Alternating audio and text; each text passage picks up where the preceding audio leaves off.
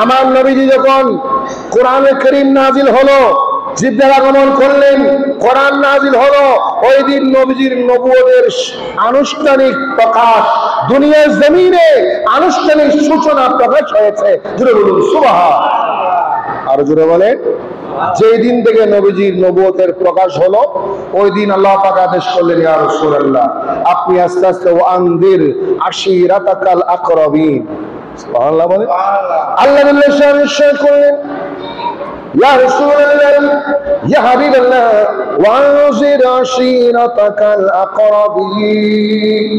ইয়া রাসূলুল্লাহ, আপনি প্রথমে গোপনে গোপনে অপ্রকাশ্যে ধর্ম প্রচার করে আপনার ঘনিষ্ঠ যারা আত্মীয় স্বজন তাদের নিকট ধর্মের প্রচার শুরু করে, ইসলামের প্রচার শুরু করেন।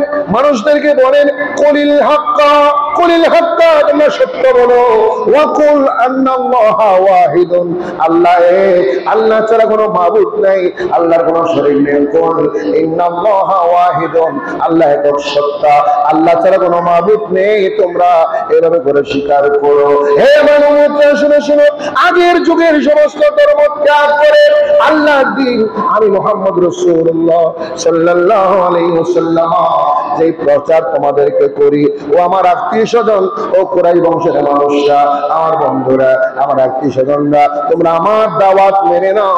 আমি আল্লাহর প্রতিনিধি হয়ে, আল্লাহ রাসূল হয়ে আমি আগমন করেছি। নবী নিজের নবুয়তকে প্রকাশ করলেন, আত্মীয় স্বজনের নিকট প্রকাশ করলেন, বন্ধুদের নিকট বললেন, বন্ধুদের নিকট বললেন, আত্মীয় স্বজনের নিকট বললেন।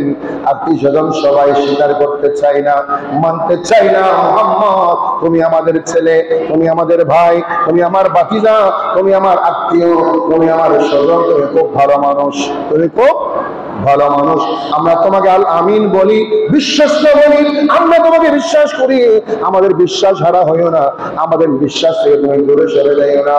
মুহাম্মদ শোনো, তুমি নবুয়ত দাবি করছো, আমাদের একটা খোদা আছে, একটা রব আছে, লাত মানাত উজ্জা, বড় বড় মূর্তি আমাদের খোদা, বড় বড় মূর্তি আমাদের খোদা। আমাকে বিশ্বাস করলেন, আমাকে আমার আল্লাহ আদেশ করেছেন, তোমাদের লাত মানাত উজ্জা এগুলা খোদা নয়, এগুলা তোমরা তৈরি করেছো।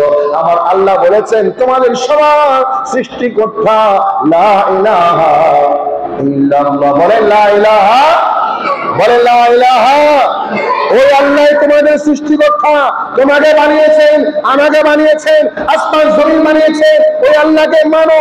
আর আমি মুহাম্মদ তোমাদের ভাতিজা হলো, আত্মীয় হলো, স্বজন হলো, আল্লাহর প্রতিনিধি হয়ে আমি পৃথিবীর জমিন আগমন করেছি। জুড়ে বলুন সুবহানাল্লাহ।